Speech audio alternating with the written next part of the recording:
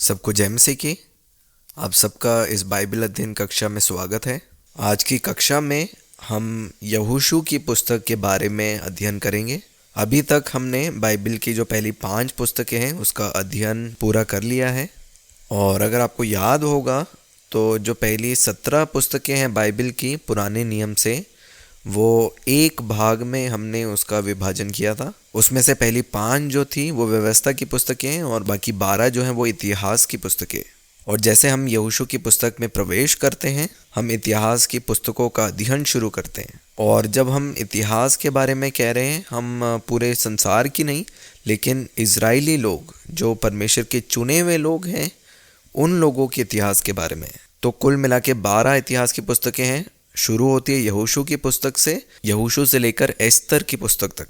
तो हम यहोशू की पुस्तक के अध्ययन के द्वारा उन ऐतिहासिक पुस्तकों का अध्ययन शुरू कर रहे हैं। और जब हम परमेश्वर के चुने हुए लोग जो इजरायली लोग हैं उनके इतिहास के बारे में पढ़ते, तो हम देखते हैं कि कैसे वो मिस्र देश में गुलामी में थे और उनके लिए एक छुटकारा कराने वाला एक व्यक्ति को खड़ा किया जो मूसा है, और वो इजरायली लोगों को दास्तव से छुड़ाने के लिए नियुक्त किया गया।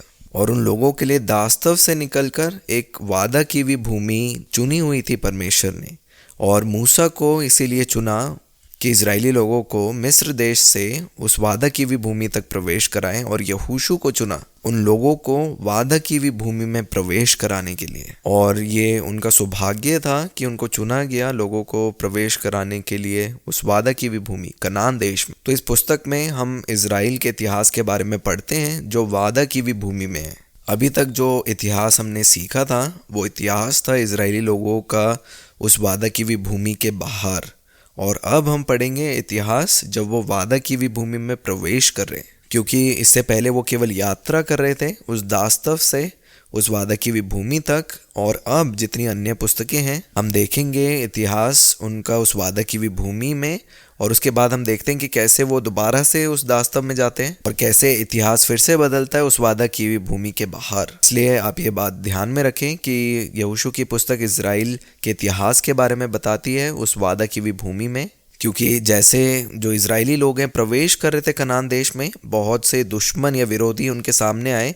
उन विरोधी के ऊपर वो लोग जयवंत बने। और इन बातों को बहुत ही सुंदर तरीके से हम यहोशू के पहले अध्याय में पढ़ सकते हैं। हम पढ़ेंगे पहला अध्याय और उसका 11 वचन। यहाँ पे इस प्रकार से लिखा है, उस देश को अपने अधिकार में लेने के लिए जाना है जिससे तुम्हारे परमेश्वर यहोवा तुम्हें अधिकार में देने वाला है। हम देखते हैं उनका खुद का अपना कोई देश नहीं है, लेकिन परमेश्वर पिता आज्ञा देते हैं उनको भीतर जाने के लिए और उस देश को लेने के लिए जो उनके अपने देश के रूप में परमेश्वर की ओर से उन्हें मिला है। तो हम देखते हैं कि कैसे इजरायली लोग वहाँ पे गए और उस देश को उन्होंने ले लिया। इस समय में यहोशू है जो उनका नेतृत्व कर रहा है। और इस समय में हमें एक बात याद रखना ज़रूरी है कि वो परमेश्वर का कार्य है देना और हमारा कार्य है उसे ग्रहण करना। क्यों परमेश्वर ने हमारे प्रति बहुत सी प्रतिज्ञाएं और वादे और आशीषें दी हैं, और ये अब हमारा कर्तव्य है कि हम उन सभी बातों को ग्रहण करें। यहोशू ने उस काम को समाप्त किया जो मूसा के द्वारा शुरू किया गया था। अगर हम इतिहास के बारे में सोचें कि मूसा के द्वारा शुरू हुआ और यहोशू से समाप्त, तो जो परमेश्वर कार्य शुरू करते हैं समाप्त भी परमेश्वर पिता ही करते। हर एक बात जो परमेश्वर के द्वारा शुरू की जाती है उसे परिपूर्णता में लेके आने वाले भी वो स्वयं है। जो भला काम परमेश्वर ने मेरे और आपके अंदर शुरू किया है वो पूरा करेंगे उसे। जैसे हमने शुरू में सीखा था हमने सीखा था कि कैसे परमेश्वर का जो कार्य है वो उत्पत्ति की पुस्तक से शुरू होता है और समाप्ति हमें देखने के लिए मिलती है प्रकाशित वाक्य की पुस्तक में। तो हर एक कार्य जो परमेश्वर पिता शुरू करते हैं उसे पूरा भी परमेश्वर स्वयं करते हैं और कोई भी चीज़ को वो अधूरा नहीं छोड़ते। और एक सवाल आपके मन में हो सकता है कि क्यों फिर मूसा जो है उस वादा की हुई भूमि में नहीं प्रवेश कर पाए और क्यों यहोशू को फिर वो नेतृत्व दिया। उसका उत्तर सरल है कि मूसा जो है व्यवस्था को दिखाता है और व्यवस्था कभी भी हमें उस वादा की हुई भूमि में प्रवेश नहीं करा सकती। और यहोशू जो है वो एक चिन्ह है अनुग्रह और यीशु मसीह का। और यहोशू नाम का भी अर्थ वही है जो यीशु नाम का है। और हम देखते हैं कि कैसे परमेश्वर का अनुग्रह यीशु मसीह के साथ आया और मेरी आशा है हमें ये वचन हम सब ने पढ़ा है यूहन्ना के सुसमाचार उसका 1 अध्याय और 17 वचन में। वहां पे इस प्रकार से लिखा है, इसलिए कि व्यवस्था तो मूसा के द्वारा दी गई, परंतु अनुग्रह और सच्चाई यीशु मसीह के द्वारा पहुंची। तो हमें मालूम है वचन में लिखा कि जो व्यवस्था है मूसा के द्वारा दी गई और अनुग्रह और सच्चाई यीशु मसीह के द्वारा मिली। और यही अंतर हमें मूसा और यहोशू के बीच में भी देखने के लिए मिलता है कि कैसे मूसा के द्वारा व्यवस्था आई और यहोशू चिन्ह है यीशु मसीह का और परमेश्वर के अनुग्रह का, क्योंकि सिर्फ विश्वास और अनुग्रह है जो हमें उस वादा की हुई भूमि में प्रवेश करा सकता। हमेशा याद रखें, व्यवस्था कभी भी हमें उस वादा की हुई भूमि में प्रवेश नहीं करा सकती। और ये संक्षेप में हमने यहोशू की पुस्तक के बारे में सीखा। और अगर हम इस पुस्तक की लेखक के बारे में बात करें, जब हम इस पुस्तक को पढ़ते हैं तो हम देखते हैं कि जो अत्यधिक संभावना है इस पुस्तक के लेखक के विषय में, वह स्वयं यहोशू हैं जिन्होंने इस पुस्तक को लिखा। और इससे पहले हम और आगे हम इस पुस्तक का अध्ययन करें, हम यहोशू के जीवन के बारे में कुछ सीखेंगे। और जब हम यहोशू के जीवन के बारे में, उनके बारे में हम थोड़ा सा सीखेंगे तो ये हमें मदद करेंगे उनको और अधिक बेहतर रीति से समझने में। तो हम देखते हैं वचन से कि यहोशू जो है नून का पुत्र था और एप्रेम के गोत्र से था। इसके बारे में लिखा है गिनती की पुस्तक उसका 13 अध्याय 8 और 16 वचन में। हम देखते हैं कि उनका जो मूल नाम था वो होशेया था, जिसे बदल के मूसा ने यहोशू रखा।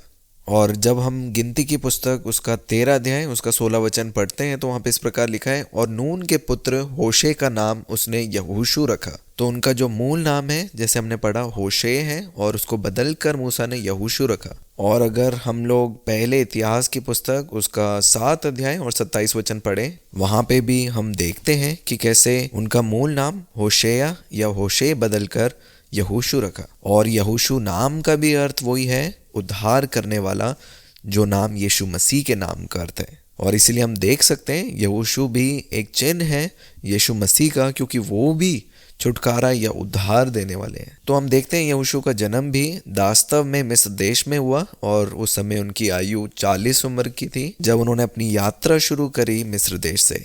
और 80 साल की उनकी उम्र थी जब उनको नेतृत्व दिया गया और 110 साल में उनकी मृत्यु हुई। इसको हम यहोशू की पुस्तक उसका 24 अध्याय और उसके 29 वचन में पढ़ सकते हैं। यहाँ पे लिखा है, इन बातों के बाद यहोवा का दास नून का पुत्र यहोशू 110 वर्ष का होकर मर गया। ये विस्तार में यहोशू के बारे में हमने सीखा। और जब हम यहोशू के जीवन के बारे में हम और सीखते हैं तो हम देखते हैं कि कैसे वो एक साहसी नेता थे। और ऐसे वचन में बहुत से वाक्य हम देखते हैं कि जब उन्होंने नेतृत्व किया, उन लोगों को बहुत सी बारी विजय में वो लेके गए। और हम देखते हैं कि कैसे शुरुआत हुई मूसा से रपीदीम में, जब अमालिकियों ने उनके खिलाफ हमला किया। इसके बारे में हम लोग निर्गमन की पुस्तक उसका 17 अध्याय में पढ़ सकते हैं कि कैसे जब यहोशू सेना का नेतृत्व कर रहे थे, वो अमालेकियों को उन्होंने हराया। और उस समय में जब वो विजय हुए, वो यहोशू था जो उस सेना का नेतृत्व कर रहा था। और इसीलिए था कि मूसा ने इसी प्रकार से आज्ञा दी थी। अगर हम निर्गमन की पुस्तक और उसका 17 अध्याय 10 वचन पढ़े तो वहाँ पे इस प्रकार से लिखा है, मूसा की इस आज्ञा के अनुसार यहोशू अमालेकियों से लड़ने गया और मूसा हारून और हूर पहाड़ी की चोटी पर चढ़ गया। तो जैसे मूसा के द्वारा आज्ञा दी गई, यहोशू ने वैसे ही नेतृत्व किया और उस स्थान में उन लोगों को एक नया प्रकाशन परमेश्वर की ओर से मिला जब वो विजयी ठहरे। इस बात को भी निर्गमन 17 अध्याय 15 वचन में लिखा है, तब मूसा ने एक वेदी बनाकर उसका नाम यहोवा निसी रखा, जिसका अर्थ है यहोवा मेरा झंडा है। तो उस विजय के बाद एक नया प्रकाशन मिला परमेश्वर के प्रति कि परमेश्वर हमारा वो विजयी दिलाने वाला है, यहोवा निसी। और वहां पे मूसा ने वेदी बनाई, उस जगह का नाम यहोवा निसी रखा और वहां पे परमेश्वर की आराधना की। और जब हम यहोशू के जीवन से और सीखते हैं, हम एक चीज को देखते हैं कि यहोशू एक परिश्रमी और एक मेहनती युवा व्यक्ति था। और हम कैसे जानेंगे कि वो परिश्रमी और मेहनती युवा था? जब हम यहोशू की पुस्तक हम पढ़ते हैं, निरंतर इस वचन को लिखा गया है कि कैसे यहोशू रोज सुबह जल्दी उठते थे और वो आलसी नहीं थे, लेकिन हर सुबह जागकर वो अपने कामों को पूरा करते थे। यहोशू की पुस्तक 3 अध्याय 1 वचन, 6 अध्याय 12 वचन, 7 अध्याय 16 वचन, 8 अध्याय 10 वचन में, इन सभी वचनों में हम पाते हैं कि कैसे यहोशू सुबेरे उठे जल्दी, जिसे बार बार इस पुस्तक में लिखा गया है, जो हमें दिखाती है उनके व्यक्तित्व के बारे में कि वो परिश्रमी और मेहनती युवा व्यक्ति थे, और उसी के साथ वो एक सेवक और मूसा के साथ कार्य करने वाले एक व्यक्ति थे। इसको हम निर्गमन 24 अध्याय 32 वचन में पढ़ सकते हैं कि जब मूसा सीनै पर्वत में वो व्यवस्था लेने के लिए गए, वहाँ पे रहकर यहोशू ने सेवा करी और वो जो मिलाप का तंबू है उस स्थान को नहीं छोड़ा। इसको हम पढ़ सकते हैं निर्गमन की पुस्तक उसका 33 अध्याय 11 वचन में इस प्रकार से लिखा है, पर यहोशू नामक एक जवान जो नून का पुत्र और मूसा का सेवक था, वह तंबू में से ना निकलता था। और जब हम वादा की हुई भूमि में जो गुप्तचरों को भेजे जाने के बारे में पढ़ते हैं गिनती की पुस्तक में, तो हम देखते हैं कि यहोशू भी वहाँ पे गए अपने एप्रैम गोत्र को प्रतिनिधित्व करने के लिए। और जब वो लोग वहाँ से वापस आए तो हम देखते हैं कि यहोशू और कालेब के द्वारा उस भूमि के बारे में अच्छी बातें जो है वो बोली गई, लेकिन लोगों ने उसे ग्रहण नहीं किया। लोगों ने उसको नकारा और यहाँ तक कि उनको पथराव करना चाहते थे, और परमेश्वर के अनुग्रह के द्वारा वो लोग बचाए गए। इसको विस्तार रूप में आप पढ़ सकते हैं गिनती की पुस्तक उसका 14 अध्याय में। और जब आप इसका 14 अध्याय का 6 और 7 और 10 वचन को पढ़ेंगे तो आप देखेंगे वहाँ पे लिखा है कि कैसे वो एक अच्छी बात को लेके आए उस वादा की हुई भूमि के बारे में, और लोगों ने कैसे उनकी बातों को नकारा और यहाँ तक कि वो उनके ऊपर पथराव भी करना चाहते थे। पर हम देखते हैं कि कैसे परमेश्वर उनकी विश्वास योग्यता का प्रतिफल भी उनको देना चाहते थे। और इसके बारे में हम गिनती की पुस्तक उसका 14 अध्याय में पढ़ सकते हैं कि कैसे यहोशू और कालेब थे जिन्होंने अपनी यात्रा जो है वो मिस्र देश से शुरू करी, और वो केवल 2 उस पीढ़ी के थे जिन्होंने वादा की हुई भूमि में प्रवेश किया। और ये प्रतिफल उन्हें परमेश्वर के अनुग्रह के द्वारा मिला कि उनकी विश्वास योग्यता के लिए, और एक अच्छा समाचार जो उस भूमि से वो वापस लेके आए थे। और यहोशू का चुनाव मूसा की ओर से हुआ था। इसको हम गिनती की पुस्तक 27 अध्याय व्यवस्था विवरण 1 अध्याय 31 अध्याय में पढ़ सकते हैं। तो हम देखते हैं कि कैसे मूसा के मरने से पहले यहोशू का चुनाव हुआ नेतृत्व करने के लिए, और मूसा की मृत्यु के बाद यहोशू ने नेतृत्व किया लोगों को इस वादा की हुई भूमि में प्रवेश कराने के लिए, और उन काम को भी पूरा किया जिनके लिए यहोशू को ठहराया गया था, वो भूमि को बांटने के लिए और अन्य चीज़ों के लिए जिसके बारे में हम सीखेंगे। और उनकी मृत्यु जब वो 110 साल की आयु की थी तब हुई, जो हमने पढ़ा 24 अध्याय 29 और 30 वचन में। और हम देखते हैं यहोशू की जो दफनाई है वो त्रिम्मत सरेह के पास हुई। अगर हम इसी के 24 अध्याय 30 वचन में पढ़ते हैं तो लिखा है कि वो एप्रैम की पहाड़ी प्रदेश में एक स्थान जिसे तिम्मत सरेह कहा जाता है में दफनाया गया। और अगर हम इसके 19 अध्याय 49 और 50 वचन पढ़ेंगे, वहाँ पे इस प्रकार लिखा है कि कैसे जब भूमि का बंटवारा हुआ यहोशू के हिस्से में तिम्मत सरेह आया, और ये परमेश्वर की ओर से इच्छा थी। वो स्थान जो है यहोशू ने वहाँ पे शहर बनाया, और वहीं पे जो है वो मृत्यु के बाद दफनाए भी गए। तो ये संक्षेप में यहोशू के जीवन के बारे में हमने सीखा। अब आइए हम लोग जो हैं यहोशू की पुस्तक का हम अध्ययन करेंगे। और जब हम मूल केंद्र के बारे में बात करते हैं, जो मूल बात यहोशू की पुस्तक के बारे में है वो है विजय विश्वास के द्वारा, क्योंकि विश्वास हमेशा हमें जयवंत की ओर लेके जाता है। अध्याय 1 उसका 5 वचन, उसका 9 वचन और 3 अध्याय उसका 17 वचन। आप इन वचनों को पढ़ सकते हैं। जो पहला अध्याय 5 वचन में इस प्रकार लिखा है, तेरे जीवन भर कोई तेरे सामने ठहर ना सकेगा, जैसे मैं मूसा के संग रहा वैसे ही मैं तेरे संग भी रहूंगा, और ना तो मैं तुझे धोखा दूंगा और ना तुझको छोड़ूंगा। तो ये वादा था परमेश्वर की ओर से जो यहोशू को दिया, और यहोशू की विश्वास योग्यता और जो लोग यहोशू के साथ खड़े थे उनकी विश्वास योग्यता के द्वारा उस भूमि पर प्रबल कर पाए। और इसको हम देख सकते हैं पहला यूहन्ना की पत्री उसका 5 अध्याय 4 वचन में भी। वहाँ पे इस प्रकार से लिखा गया है, क्योंकि जो कुछ परमेश्वर से उत्पन्न हुआ है वे संसार पर जय प्राप्त करता है, और वह विजय जिससे संसार पर जय प्राप्त होती है हमारा विश्वास है। तो ये भी जो है एक मूल बात है यहोशू की पुस्तक में। जब हम यहोशू की पुस्तक को देखते हैं तो हम देखते हैं उसमें कुल 24 अध्याय हैं, और अध्ययन को सरल करने के लिए हम इस पुस्तक का भी विभाजन कर सकते हैं। इसको 3 भाग में हम विभाजित करेंगे। सबसे पहला है 1 से 5 अध्याय, वहाँ पे लोगों के वादा की हुई भूमि में प्रवेश करने के बारे में है, यरदन नदी को पार करने के बारे में, यरीहो की दीवार ढाने को और उस वादा की हुई भूमि में प्रवेश करने के बारे में। दूसरा जो भाग है वो 6 अध्याय और 12 अध्याय तक है, जिसमें लिखा गया है उस भूमि को के ऊपर विजयी प्राप्ति के बारे में। क्योंकि जब उन्होंने उस स्थान में प्रवेश किया, वहाँ पे पहले से लोग रह रहे थे, इसलिए ज़रूरी था उन पे विजयी होना और उस देश को अधिकार में लेना उन्हें बदलने के लिए। और तीसरा जो भाग है वो 13 अध्याय से 24 अध्याय तक है, जिसको हम मुख्य शीर्षक दे सकते हैं देश पर अधिकार लेना। तो 3 भाग हैं, 1 से 6 अध्याय, 6 से 12 अध्याय और फिर 13 से 24 अध्याय। 3 बातें हैं, देश में प्रवेश करना, देश पर विजय पाना और देश पर अधिकार करना। और जब हम यहोशू की पुस्तक को पढ़ते हैं तो हम यहोशू की पुस्तक और इफिसियों की पत्री में एक मेल को देखते हैं। पुराने नियम में यहोशू की पुस्तक और नए नियम में इफिसियों की पत्री, ये दोनों जो पुस्तकें हैं ये एक समानांतर पुस्तकें हैं। उन दोनों में एक ही विचार है जो प्रकट होता है। यहोशू की पुस्तक में इजरायली लोगों के बारे में लिखा है उस वादा की हुई भूमि में प्रवेश करना और हासिल करना जो विरासत उनके लिए वादा की थी। और इफिसी की पत्री में प्रकट किया गया है कि कलीसिया प्रवेश कर रही है वो स्वर्गीय विरासत जो वादा की है कलीसिया को।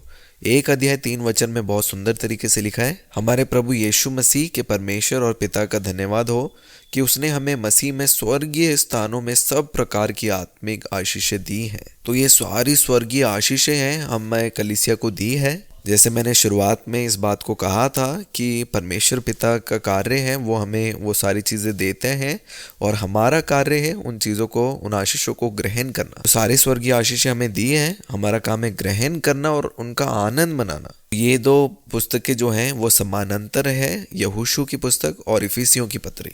और कुछ महत्वपूर्ण तथ्य हैं जो आपको अपने मन में बसाने होंगे जब हम यहोशू की पुस्तक का अध्ययन कर रहे हैं। एक बहुत ही उल्लेखनीय तथ्य जो है, जब हम यहोशू की पुस्तक के बारे में पढ़ते हैं जो ऐतिहासिक पुस्तकों की शुरुआत को दर्शाता है और वो उस बात का परिचय कराता है, एक नई रीति है जिससे परमेश्वर मनुष्यों के साथ बात करते हैं। और अगर हम इस बात के बारे में सोचें यहोशू की पुस्तक से पहले कि किन किन रीति से परमेश्वर जो है मनुष्य से बात करते थे, तो परमेश्वर जो है लोगों के साथ कैसे बातचीत कर रहे थे यहोशू से पहले, वो स्वप्न के द्वारा, दर्शन के द्वारा और या तो स्वर्गदूतों के द्वारा, कि स्वयं स्वर्गदूत जो हैं वो परमेश्वर की बात को मनुष्य के सामने लेके आते हैं। और मैं ये नहीं कह रहा कि ये रीतियां समाप्त होगी, क्योंकि परमेश्वर जो है अभी भी स्वप्न, दर्शन और स्वर्गदूतों के द्वारा बात करते हैं। लेकिन हम एक चीज़ को देखते हैं, जब से ये इतिहास की पुस्तकों का आरंभ हुआ, जो व्यवस्था है वो मूसा के द्वारा लिखी गई और जो बाइबल की पहली 5 पुस्तकें जो व्यवस्था की है वो मूसा के द्वारा लिखी गई और वो वाचा की संदूक के पास रखी गई और वो एक गवाही के रूप में था। लोग उसे लेकर पढ़ सकते थे और उन आज्ञाओं को, व्यवस्था के बारे में जान सकते थे और लोगों को उत्साहित किया गया कि वो इन व्यवस्था को, परमेश्वर के वचनों को पढ़ें, क्योंकि परमेश्वर जो है इन वचनों के द्वारा, अपने वचनों के द्वारा हमसे बातचीत करते हैं। तो परमेश्वर की आवाज़ को सुनना उनके वचनों के द्वारा वो शुरू हुआ था इस समय के दौरान, ना कि इंतज़ार करके किसी स्वप्न, दर्शन या फिर स्वर्गदूत का इंतज़ार करके। और कृपा आप इस बात का ध्यान रखें, मैं ये नहीं कह रहा कि जो दर्शन है, स्वप्न और स्वर्गदूतों के द्वारा बातचीत करना वो बंद हो गया, लेकिन जो प्रमुखता है वो परमेश्वर के वचन को दी गई लोगों को पढ़ने के लिए, उसका अध्ययन करने के लिए और परमेश्वर की आवाज़ को सुनने के लिए। हम पढ़ेंगे यहोशू की पुस्तक 1 अध्याय और 8 वचन, जिसमें बहुत सुंदर रीति से इस बात को लिखा है, व्यवस्था की ये पुस्तक तेरे चित्त से कभी ना उतरने पाए, इसमें दिन रात ध्यान दिया रहना, इसलिए कि जो कुछ उसमें लिखा है उसके अनुसार करने की तू चौकसी करे, क्योंकि ऐसे ही करने से तेरे सब काम सफल होंगे और तू प्रभावशाली होगा। तो यहाँ पे परमेश्वर स्वयं यहोशू को और लोगों को कह रहे हैं कि इस व्यवस्था की पुस्तक में रात दिन ध्यान करें और ये पुस्तक कभी भी तेरे चित्त से ना उतरने पाए, ना कि इंतज़ार करें किसी स्वप्न, दर्शन या स्वर्गदूत का। और इस बात का महत्व ये है कि जैसे उस समय में लोगों को व्यवस्था दी गई परमेश्वर की बात सुनने के लिए, वैसे ही आज के समय में भी हमें परमेश्वर का वचन दिया गया है। फ़र्क इतना है कि उन लोगों के पास व्यवस्था थी और हम लोगों के पास पूरी बाइबल है जो दी गई है। मूसा की जो पुस्तक थी वो संक्षेप में थी, केवल 5 पुस्तकें थी, लेकिन जो हमारे पास पुस्तक है उनमें उससे बहुत ज़्यादा पुस्तकें हैं, कुल 66 पुस्तकें हैं। और आज भी परमेश्वर हमसे अपने वचनों के द्वारा जो है वो बात करते हैं। तो परमेश्वर के वचन से द्वारा मनुष्य से बातचीत यहोशू के समय से शुरू हुई। तो सवाल ये है कि क्या हम परमेश्वर के उन वचनों को पढ़ने के लिए, उस पर अध्ययन करने के लिए समय निकालते हैं? ये जो कक्षा भी चल रही है, ये अध्ययन करने के लिए, आपकी मदद करने के लिए उत्साहित कर रहे हैं आपको कि आप स्वयं परमेश्वर से आप सुने वचन के द्वारा। और आप खुद के लिए आप सोचिए कि क्या आप उतना समय वचन में बिता रहे हैं उसे पढ़ने के लिए या सुनने के लिए, या आज भी आप इंतज़ार कर रहे हैं स्वप्न दर्शन या स्वर्गदूत के प्रकट करने के लिए। ये चीज़ें अभी भी हैं, लेकिन उससे बढ़कर जो महत्व है जिसके द्वारा परमेश्वर हमसे बातचीत करेंगे, वो अपने वचन के द्वारा है। क्योंकि जब हम परमेश्वर का वचन पढ़ते हैं, सुनते हैं, वो वचन में परमेश्वर की आवाज़ है। जो हम भजन संहिता 103 अध्याय में भी पढ़ते हैं कि जो शब्द या वचन में एक आवाज़ है। इसलिए आप वो शब्द सुने वचन में जहाँ पे परमेश्वर आपसे बात कर रहे हैं। और ये नई रीति जिसे परमेश्वर मनुष्य से बात करते हैं शुरू हुई यहोशू से। और ये संक्षेप में हमने यहोशू के बारे में सीखा, और विस्तार में हम अगली कक्षा में जाएंगे। जैसे 3 भाग में हमने विभाजित किया, प्रवेश करना, विजय पाना और अधिकार करना। कुछ मुख्य बातों को जो है हम अगली कक्षा में सीखेंगे। सबका धन्यवाद सुनने के लिए। परमेश्वर पिता आप सभी को आशीष दे।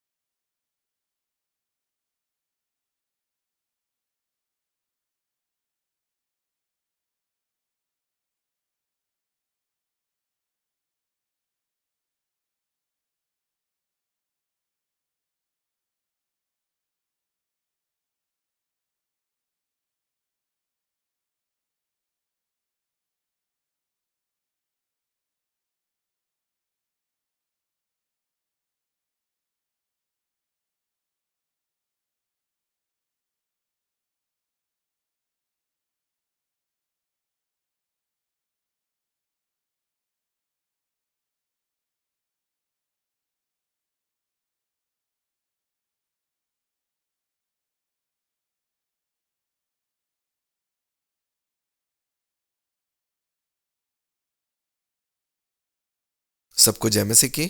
इस बाइबल अध्ययन कक्षा में हम लोग यहोशू की पुस्तक का अध्ययन कर रहे हैं और पिछली कक्षा में हमने इस पुस्तक को विभाजित किया था और हमने इसका विभाजन जो है 3 भाग में किया था। देश में प्रवेश करना, विजय पाना और अधिकार करना। वो 1 से 5 अध्याय, 6 से 12 अध्याय और 13 से 24 अध्याय। और इस कक्षा में हम और अधिक विस्तार से हम इन भागों को सीखेंगे। सबसे पहले भाग का अध्ययन करेंगे 1 से 5 अध्याय। ये जो भाग है ये देश में प्रवेश करने के विषय में है और हम देखते हैं कि कैसे यहोशू को नियुक्त किया गया परमेश्वर की इच्छा के अनुसार। इसको हम 1 अध्याय 5 और 9 वचन से पढ़ सकते हैं। इसे बहुत ही सुंदर और विस्तार तरीके से वहाँ पे लिखा है। 1 अध्याय और 5 वचन। तेरे जीवन भर कोई तेरे सामने ठहर ना सकेगा। जैसे मैं मूसा के संग रहा वैसे ही तेरे संग भी रहूँगा और ना तो मैं तुझे धोखा दूंगा और ना तुझको छोड़ूंगा। 6 वचन में लिखा है, इसलिए हियाव बांध कर दृढ़ हो जा। 7 वचन में लिखा है, जो व्यवस्था मेरे दास मूसा ने तुझे दी है उन सब के अनुसार करने में चौकसी करना। 8 वचन में लिखा है, व्यवस्था की यह पुस्तक तेरे चित्त से कभी ना उतरने पाए। इसी में दिन रात ध्यान दिए रहना, इसलिए कि जो कुछ उसमें लिखा है उसके अनुसार करने की तू चौकसी करे, क्योंकि ऐसे ही करने से तेरे सब काम सफल होंगे और तू प्रभावशाली होगा। तो ये सारी बातें जो हैं एक बात को दर्शाती हैं कि यहोशू जो है स्वयं परमेश्वर के द्वारा चुना गया नेतृत्व करने के लिए इस्राएली लोगों के ऊपर। क्योंकि स्वयं परमेश्वर ने यहोशू को यह आश्वासन दिया कि जैसे मैं मूसा के साथ था वैसे ही मैं तेरे साथ रहूँगा और मैं तुझे कभी ना छोड़ूंगा। लेकिन एक चीज़ जो उनको सावधान रहनी थी वो थी परमेश्वर के वचनों पे या व्यवस्था में रात दिन ध्यान करने के लिए। और जैसे हमने पिछली कक्षा में सीखा कि परमेश्वर की आवाज़ को सुनना परमेश्वर के वचन के द्वारा और कैसे परमेश्वर के वचन के द्वारा अपने जीवन को जीना। हम अब दूसरे अध्याय में चलेंगे। यहाँ पे यरीहो का भेद लिए जाने के बारे में लिखा है। यहाँ पे हम देखते हैं कि कैसे यहोशू ने 2 भेदियों को कनान देश में भेजा वहाँ के बारे में और जांचने के लिए। और ये एक अविश्वास के कारण नहीं था। हमें मालूम है कि वो पहले भी एक भेदी के रूप में वहाँ पे गया था और इसीलिए ये अविश्वास का कार्य नहीं था, लेकिन वो एक साफ रीति से एक योजना तैयार करना चाहता था हमला करने के लिए। इसलिए वहाँ पे और जानने के लिए उसने 2 भेदियों को इस देश में भेजा। और फिर हम देखते हैं कि कैसे ये 2 भेदी जो थे ये राहाब से मिले और कैसे राहाब जो है अपने विश्वास के कारण उसका उद्धार हुआ। और यहाँ पे हमें परमेश्वर के एक स्वभाव के बारे में सीखने के लिए मिलता है कि परमेश्वर जो है हमेशा लोगों को छुड़ाने के लिए, उनका उद्धार करने के लिए उपलब्ध है अगर वो विश्वास के साथ है। और यहाँ पे हम परमेश्वर के अनुग्रह को काम करता हुआ देखते हैं। और अगर हम राहाब के विश्वास के बारे में पढ़ें तो हम यहोशू 2 अध्याय उसका 11 और 12 वचन पढ़ सकते हैं। यहाँ पे इस प्रकार से लिखा है, और यह सुनते ही हमारा मन पिघल गया। यहाँ पे राहाब जो है उनके विषय में कहती है 2 भेदियों ने जो कहा था, और तुम्हारे कारण किसी के जी में जी ना रहा, क्योंकि तुम्हारा परमेश्वर यहोवा ऊपर के आकाश का और नीचे की पृथ्वी का परमेश्वर है। अब मैंने जो तुम पर दया की है इसलिए मुझसे यहोवा की शपथ खाओ कि तुम भी मेरे पिता के घराने पर दया करोगे। तो यहाँ पे हम देखते हैं राहाब जो है वो विनती करती है विश्वास के द्वारा अनुग्रह के लिए कि उस पर दया की जाए। और अधिक हमें इसके बारे में जानने के लिए आप इस पूरे अध्याय को पढ़ सकते हैं कि कैसे परमेश्वर ने उसकी प्रार्थना को सुना और उसके उद्धार के बारे में हम सीख सकते हैं पूरा अगर हम अध्याय पढ़ेंगे, क्योंकि याकूब की पत्री में भी वो राहाब के विश्वास के बारे में लिखता है। एक ऐसा विश्वास जो कार्य के साथ जुड़ा हुआ है कि अपने जान भी जोखिम पे डालकर उसने विश्वास किया। और अगर उनकी बातों में हम पढ़ें कि तुम्हारा परमेश्वर यहोवा ऊपर के आकाश का और नीचे की पृथ्वी का परमेश्वर है। और जैसे ही लोगों ने वहाँ पे सुना परमेश्वर के लोगों के आने के बारे में, वहाँ के कनान देश के लोगों का मन पिघल गया और उनके जी में जी आ गया, क्योंकि उनको मालूम था कि प्रभु के लोग हैं वो आ रहे हैं। इन सब बातों के बारे में हम विस्तार से 2 अध्याय में पढ़ सकते हैं।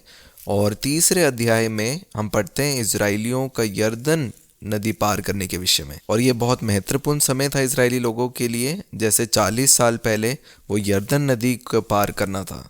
क्योंकि हम वचन में पढ़ते हैं कि कैसे जब वो मिस्र देश से बाहर आए और वो बिल्कुल लाल समुंदर जो है उनके सामने था और वो तट पर खड़े थे, वो उनकी जीवन की बहुत महत्वपूर्ण घड़ी थी। और वैसी ही परिस्थिति हम देखते हैं इजरायलियों के सामने जब वो यरदन नदी के सामने खड़े हैं कनान देश में प्रवेश करने के लिए। और वहाँ पे परमेश्वर ने यहोशू से बात करी। जब यहोशू ने प्रार्थना की, 3 अध्याय 5 वचन में इस प्रकार लिखा है, तुम अपने आप को पवित्र करो क्योंकि कल के दिन यहोवा तुम्हारे मध्य में आश्चर्य कर्म करेगा। वो आश्चर्य कर्म करेंगे परमेश्वर, लेकिन कहा कि तुम अपने आप को पवित्र करो। तो हम देखते हैं वचन में कैसे जब लोगों ने अपने आप को परमेश्वर को समर्पण किया, पवित्र किया, परमेश्वर ने वो आश्चर्य कर्म उनके जीवन में करे। आप ये पूरा 3 अध्याय पढ़ सकते हैं कि कैसे परमेश्वर ने उनकी मदद करी वो यरदन नदी पार करने के लिए और उस वादा की भी भूमि में प्रवेश करने के लिए। और जिस समय वो लोग यरदन नदी पार कर रहे थे, उनका हृदय जो है धन्यवाद के साथ भरा हुआ था। उन्होंने अपनी समृद्धियों को जीवित रखने के लिए एक स्मारक स्थापित किया, जिसके बारे में आप 4 अध्याय में पढ़ सकते हैं कि कैसे परमेश्वर ने यहोशू को और यहोशू ने लोगों को बोला कि जो काम परमेश्वर ने आपके लिए किए हैं उनको ना भूलना। और उस बात को याद रखने के लिए वहाँ पे एक समृद्धि जो है यरदन नदी के बीच में स्थापित की गई। 4 अध्याय 9 वचन में इस प्रकार लिखा है, और यरदन के बीच जहाँ याजक वाचा के संदूक को उठाए हुए अपने पाँव धरे थे, वहाँ यहोशू ने 12 पत्थर खड़े कराए, वे आज तक वही पाए जाते हैं। तो हम देखते हैं यरदन नदी के बीच में एक समृद्धि जो है वो स्थापित की गई। और हम देखते हैं कि एक और समृद्धि स्थापित की गई। 20 वचन में पढ़ते हैं, और जो 12 पत्थर यरदन में से निकले गए थे उनको यहोशू ने गिलगाल में खड़े किए। और ये 2 समृद्धि जो है स्थापित की गई लोगों को याद दिलाने के लिए कि परमेश्वर ने कैसे उनका छुटकारा किया। जैसे हम लोग प्रभु की मेज़ में शामिल होते हैं, वो एक यादगारी के रूप में है कि कैसे यीशु मसीह ने हमें उस पाप, मृत्यु से और शैतान के वश से छुड़ाया। इसीलिए परमेश्वर चाहते हैं कि हमेशा हम यीशु मसीह के उस क्रूस को याद करें कि कैसे परमेश्वर पिता ने मुझे और आपको उस दास्तव से छुड़ाया। और जब हम 5वें अध्याय में चलते हैं, हम वहाँ पे इजराइलियों के खतना के बारे में हम पढ़ते हैं गिलगाल जगह में। और जैसे वो गिलगाल में जैसे एक समृद्धि स्थापित की, वहाँ पे परमेश्वर के द्वारा एक आज्ञा दी गई खतना करने के लिए जो एक चिन्ह के समान थी वाचा की। और क्यों खतना के लिए यहाँ पे लिखा गया, क्योंकि 40 साल जो पीढ़ी उत्पन्न हुई जिस समय वो जंगल में थे, उन लोगों का जो खतना नहीं हुआ था, इसीलिए वो आज्ञा दी गई। और इसीलिए वो आज्ञा यहोशू को दी गई और यहोशू के द्वारा इजराइलियों का खतना वहाँ पे किया गया। और खतना जो है वास्तविक रूप में नैतिक और आत्मिक अलगताई के बारे में बताता है। वो एक चिन्ह के रूप में है जो लोगों को बताता है कि आप जो हैं एक चुना हुआ वंश है, आप एक अलग जाति हैं। और हमने ये देखा था कि जब दूसरी बार वो व्यवस्था दी गई, व्यवस्था विवरण की पुस्तक में हमने पढ़ा था कि खतना सिर्फ जो है उस मांस का काटना नहीं है, लेकिन उसका आत्मिक मतलब हमारे हृदय से जुड़ा है। हम इससे दोबारा से पढ़ सकते हैं व्यवस्था विवरण 10 अध्याय और उसका 16 वचन में यहाँ पे लिखा है, इसलिए अपने अपने हृदयों का खतना करो और आगे को हठीले ना रहो। इसलिए वो खतना सिर्फ मांस के लिए नहीं था, लेकिन वो हमारे हृदयों के लिए था कि हम आगे को हठीले ना रहें। और अगर हम व्यवस्था विवरण 30 अध्याय और 6 वचन को पढ़ते हैं, वहाँ पे इस प्रकार लिखा है, और तेरा परमेश्वर यहोवा तेरे और तेरे वंश के मन को खतना करेगा कि तू अपने परमेश्वर से अपने सारे मन और सारे प्राण के साथ प्रेम करे, जिससे तू जीवित रहे।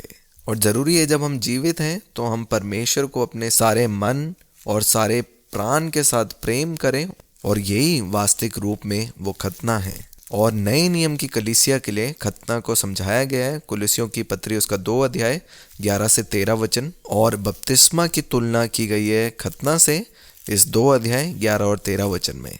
क्योंकि जब हमारा एक बारी बपतिस्मा होता है, ये एक चिन्ह है कि हम एक चुने हुए लोग हैं, एक चुना हुआ वंश है, और हमें अपने जीवन को वैसे ही बताना है, एक अलगताई के साथ, एक पवित्रताई के साथ। तो ये पहला भाग था जो हमने पढ़ा 1 से 5 अध्याय।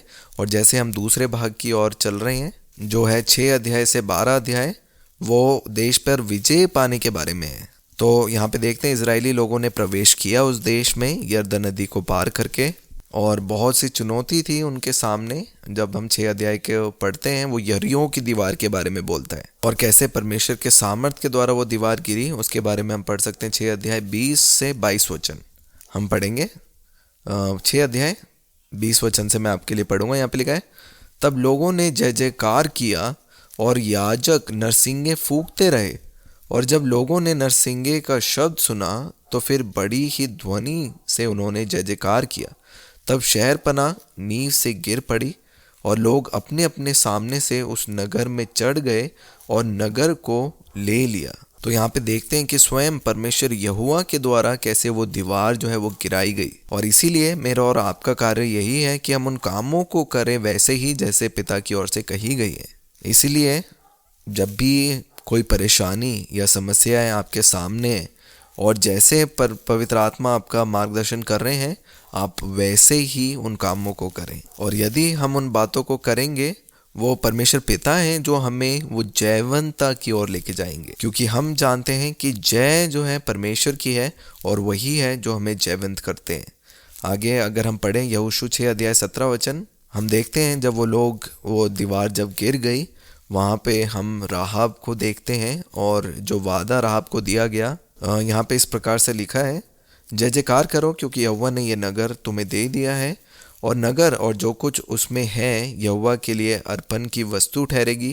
केवल राहाब वेश्या और जितने उसके घर में हो वे जीवित छोड़े जाएंगे, क्योंकि उसने हमारे भेजे हुए दूतों को छिपा रखा था। तो कैसे राहाब ने वो दया के लिए मांगी थी और वो दया जो है उनके ऊपर प्रकट की गई, और उसको बहुत सुंदर रीति से 17 वचन में लिखा है कि राहाब और उसके घराने समेत जो हैं वो लोग बच गए। और इन सब बातों से जो हमने सीखी, हमें एक बात सीखने के लिए मिलती है कि परमेश्वर पिता जो है यहोशू के साथ ऐसे थे जैसे वो मूसा के साथ। और इसको बहुत ही सुंदर रीति से इस 6 अध्याय आखिरी वचन जो 27 वचन है में लिखा है, और यहोवा यहोशू के संग रहा और यहोशू की कृति उस सारे देश में फैल गई। मतलब सारे लोग जानते थे कि यहोवा यहोशू के साथ है। चाहे वो मूसा है या यहोशू है, लोग बदलते हैं पर परमेश्वर पिता एक है। कि जैसे परमेश्वर मूसा के साथ साथ चले, वैसे ही यहोशू के साथ साथ वो चले। इसलिए यहोशू की कृति जो है उस सारे देश में फैल गई। लोग जानते थे यहोवा जीवित है और वो यहोशू के साथ है। और जब हम 7 अध्याय की तरफ चलते हैं, हम वहाँ पे अकान के पाप के विषय में पढ़ते हैं और देखते हैं कि कैसे एक व्यक्ति के पाप ने पूरे शिविर को प्रभावित किया। मेरी आशा है आपको इस वाक्य के बारे में पता है, आप लोग पढ़ सकते हैं। 7 अध्याय उसका 1 वचन वहाँ पे इस प्रकार से लिखा है, परंतु इजराइलियों ने अर्पण की वस्तुओं के विषय में विश्वासघात किया। और हम देखते हैं 6 अध्याय 17 वचन में कैसे यहोशू ने इस बात को कहा कि नगर और जो कुछ उसमें है यहोवा के लिए अर्पण की वस्तु ठहरेगी। केवल राहाब वेश्या और जितने उसके घर में हैं वो जीवित छोड़ेंगे। और हम देखते हैं कि कैसे कुछ लोगों ने वो विश्वासघात रूप से वो भेंट या चीज़ें जो उनको विजयी में मिली थी, जो अर्पण करने की वस्तु थी, उसको सही रीति से नहीं किया। और हम देखते हैं उनमें से एक जो मनुष्य है वो है अकान, और उसके द्वारा जो है इजरायली लोगों के ऊपर परमेश्वर का क्रोध जो है वो आया। और उनको इस बात का मालूम चला जब वो एक शहर को कब्जे में लेने से असमर्थ रहे, क्योंकि जब वो उस देश के खिलाफ गए वो उसको प्रबल नहीं कर पाए। और फिर यहोशू परमेश्वर के सम्मुख गए और परमेश्वर ने यह प्रकट किया कि इजरायली लोगों ने उनके विरुद्ध पाप किया है। यहाँ पे इस प्रकार से लिखा है, इजराइलियों ने पाप किया है और जो वाचा मैंने उनसे अपने साथ बंधाई थी उसको उन्होंने तोड़ दिया है।